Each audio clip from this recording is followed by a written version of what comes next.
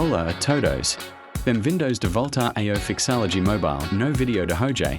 Mostrarei como recuperar sua antiga conta do eFootball no Android e no iPhone.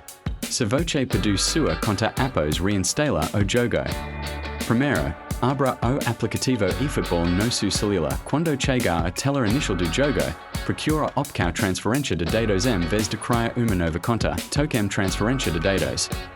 Agora você vira diferentes opções de transferência. Se sua conta antiga estava vinculada a MyD Konami, toque transferir dados com OID Konami. Seu navegador será aberto automaticamente.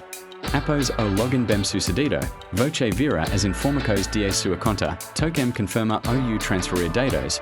Aguarde alguns instantes enquanto o jogo baixa os dados salvos de sua conta.